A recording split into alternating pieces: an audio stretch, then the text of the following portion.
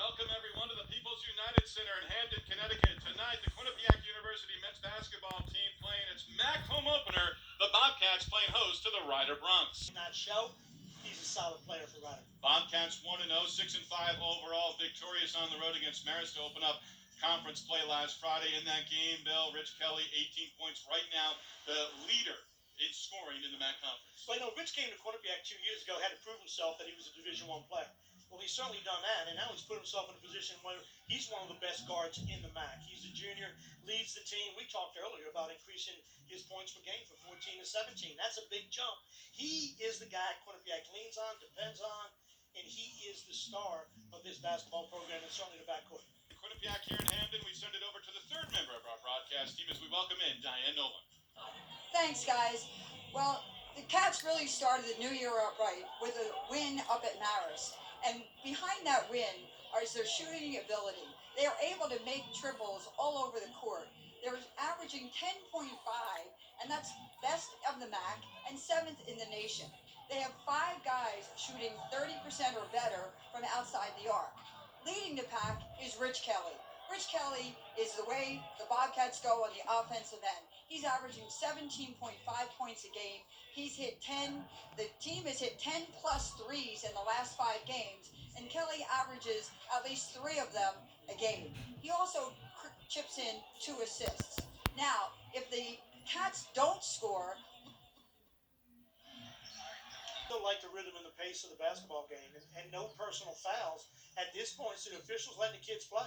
Kelly inside, finishes with the left hand. Rich Kelly, his first bucket of the game. Now we go back and forth. Well, maybe neither team is playing any defense, right? So it hasn't been a lot of pushing and shoving early. Without Savion Lewis tonight, missing his 4th game with a foot injury. Here's Kelly on a 3. Rich knocks it down. He's got 5 straight points.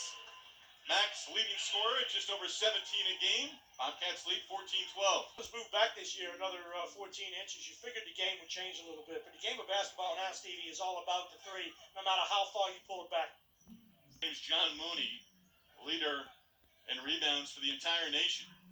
Kelly, second defender in the area. Shot clock at 5. Kelly inside, kicks to Rigoni. Jake a 3. Why not? And I love everything about that, Stevie, right? So you get Kelly in the low post. Rigoni's hanging out in the corner, so Kelly can't do anything. Rigoni goes away from the ball. Kelly's got some space. Kicks him on a 45-degree vertical pass. And a junior in the game for the first time for Rider. Here's Demencio Vaughn getting inside. Vaughn is going to be called for the charge. The junior from Shelton, Rich Kelly, draws the charge on Vaughn.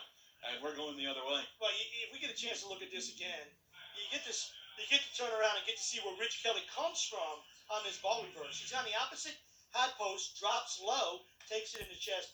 Really good rhythm, Quinnipiac, offensively and defensively. And Rider is a team now 8 for 19 from the field. Rigoni a 3. He knocks it down. Which is still, you're only giving up 2. You got to answer with some threes. Rider scored 48 points in the second half Sunday in the win against Siena.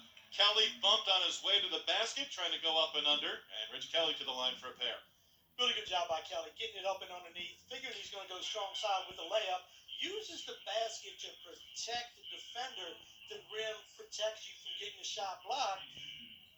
Gets to the foul line, and Quinnipiac got a chance to get a couple easy ones. During Rich's freshman year, 2 years ago, Rider, with Jordan, Vaughn, and a host of others, I don't want to say ate his lunch, but they gave him fits in the 2 games.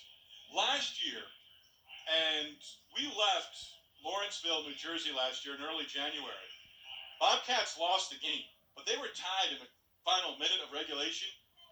And I talked to Baker about it a couple days later. I said, I felt like that was a game where you guys grew up a little bit. And he said, yes, we did. And I said, Rich too? He goes, absolutely. He knows he now can play with these guys. Yeah, I think whatever. You come in there now, they take the ball from you, you develop a little bit of self-doubt. And if that creeps in your mainstream, you struggle. But one thing about Kelly is, man, that dude don't ever back down from any challenge or any fight.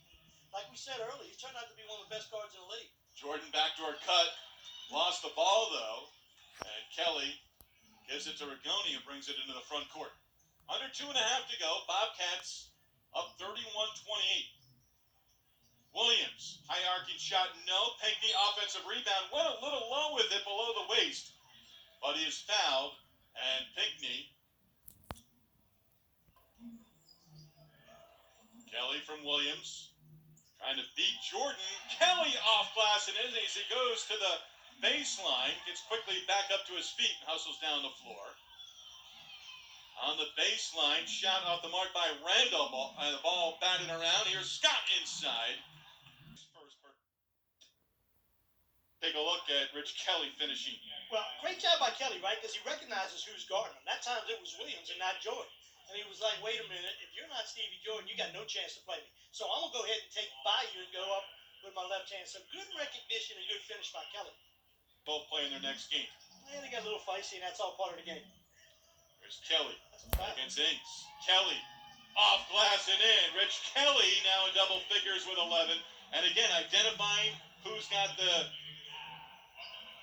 position of guarding Kelly right now. And if it's not Jordan, he's going to take advantage. But he wants the radio announcer's rider to say, remember the game up in Hamden? Kelly was a senior and Ings was a freshman. He got his lunch taken, right? And they're talking about, well, Ings got better.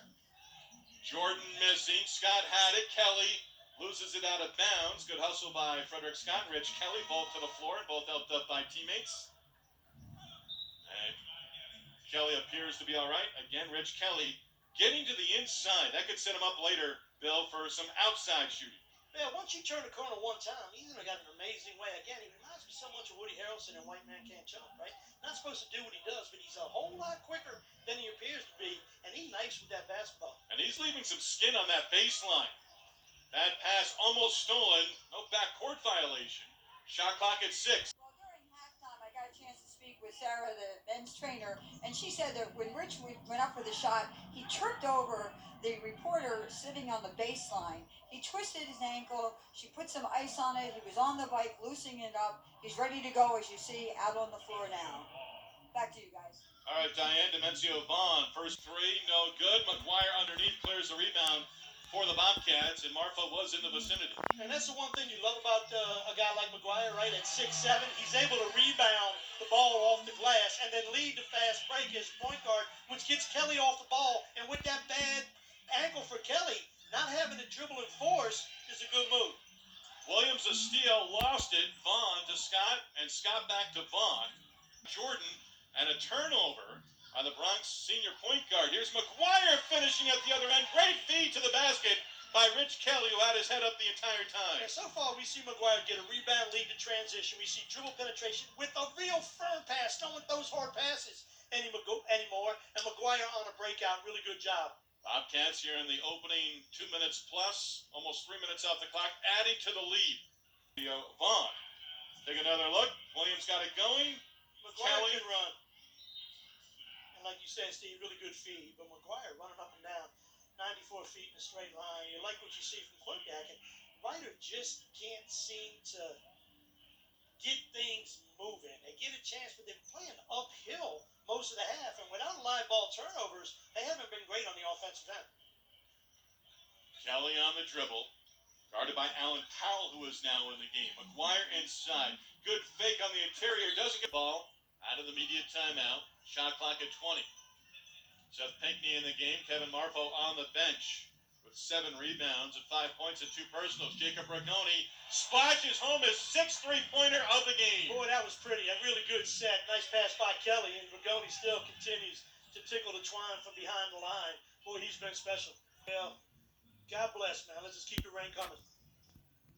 Ragoni has been raining the threes, 6 in the game. Scoop shot with the left hand by Rich Kelly, who now has 16 for the game. Ragoni has 18. Bobcats lead 53-38. Yeah, on one leg, right? And Powell, who came in and replaces Stevie Jordan to try to get some energy, is looking around saying, wait a minute, I guarded this dude. There was no way he was supposed to make that shot. Demencio Vaughn. What?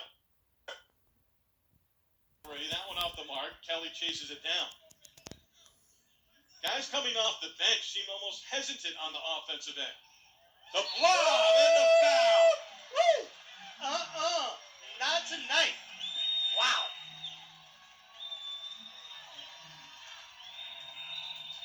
They were looking for it in the first half. They didn't get it.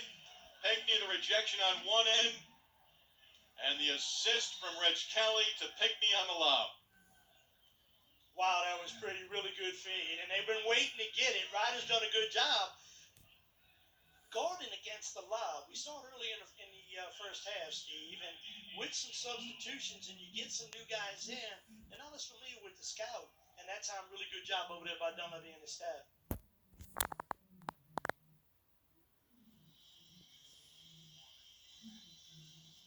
Steve Lennox, Bill Mecca, Diane Nolan from Hamden, Rich Kelly on the receiving end, the freshman, Seth Pinkney, alley-oop in the dunk, right over Demencio Vaughn, who's on the bench right now for Ryder with 4 personal fouls. And sometimes the best alley-oops are off a bad pass. It wasn't a great pass by Kelly, and Pickney was able to catch it down by his left shoulder, wrap it around, and that's why he got fouled. So really great athletic move and strong finish. And we saw Quinnipiac in non-conference play. They hosted the... Well, Jacob Rigoni, thank you, Diane. 18 points, 6 of 6 from behind the three-point line. Rich Kelly has 16 points. Kelly has 5 assists. Tyrese Williams also has 5 assists for Quinnipiac. And I think the one thing that stands out, those are all great numbers, and appreciate Diane with Malfo with Coach B. But the thing that stands out to me, Stevie, is Quinnipiac has 1 turnover in the last 9 minutes.